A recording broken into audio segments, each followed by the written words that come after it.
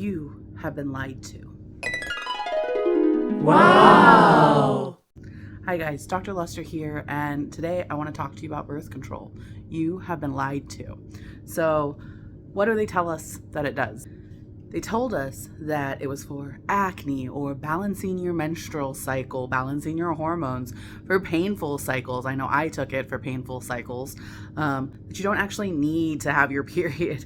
And so you didn't get pregnant, right? These are the reasons we all agreed to take it. We've been lied to. And the real thing about this is about informed consent. So the whole idea of informed consent is that you know all of the negative consequences that are possible so you can make the best decision for you. But I can pretty much guarantee that you didn't get that information when they handed you that birth control. I know I didn't, and I know so many of my patients didn't when I talked to them about this. And this is a damn shame because we were given this birth control, this hormones, when we're 15, 16, in the midst of all of that hormonal change. And what does that do? And how does that set you up for the rest of your life? This is the problem. So birth control actually has so many things wrong with it. So one of the first things that we're going to talk about, we've all experienced, and that is weight gain and UTIs, recurrent yeast infections, those kind of things. Those are tolerable for the most part, but as we're messing with these hormones over time, they become a real problem. Another one is that birth control is a group 1 carcinogen. Yeah.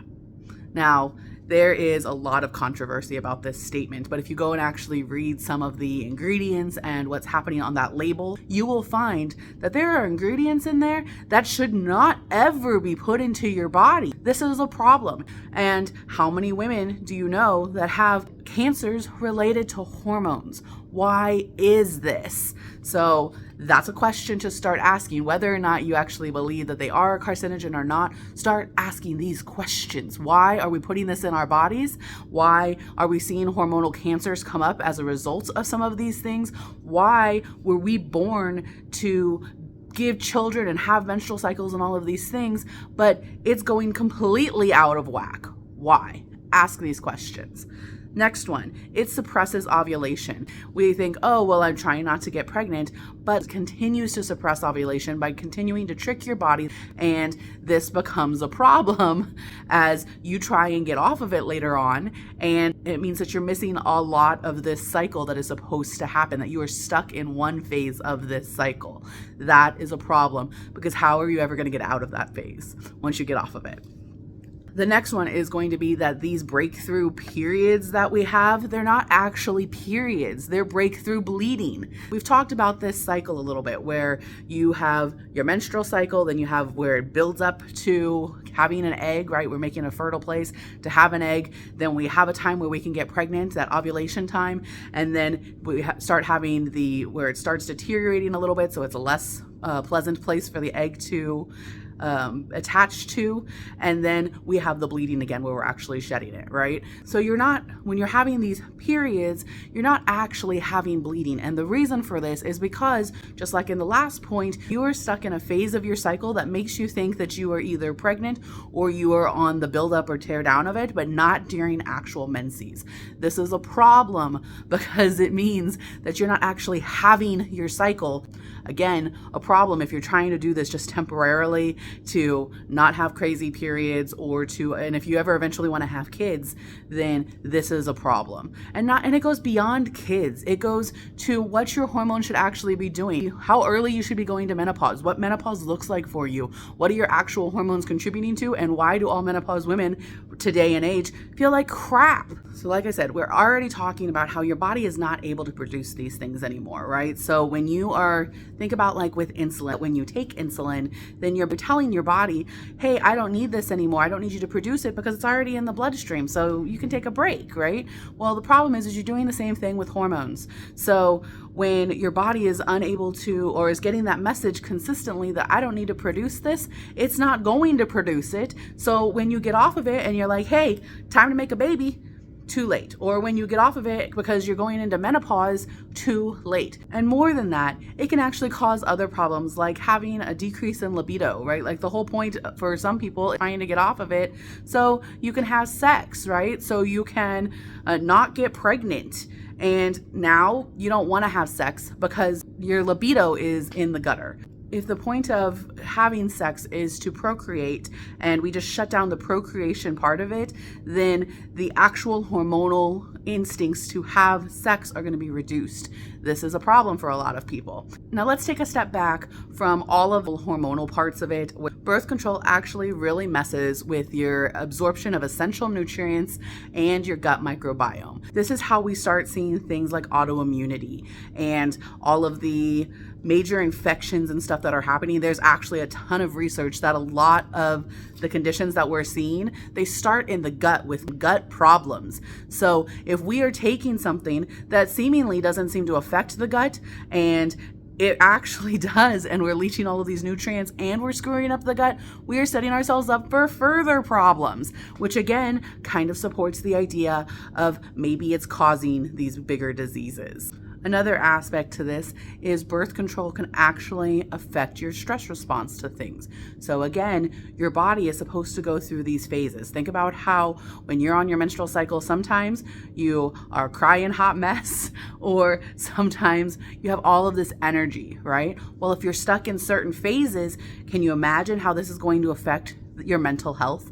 It really does. It affects your stress response to things.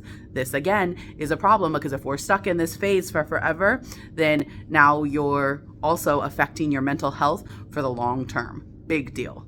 Simultaneously, it's also directly impacting your thyroid metabolism. You remember how I told you that there are multiple hormones that we're actually dealing with in this situation? Well, thyroid hormone is one of them. And as you're playing with the estrogen, testosterone, progesterone balance, you are also affecting things higher up the stream, like cortisol, thyroid hormone, even insulin and blood sugar management. You are truly affecting those because they all kind of bounce off of each other.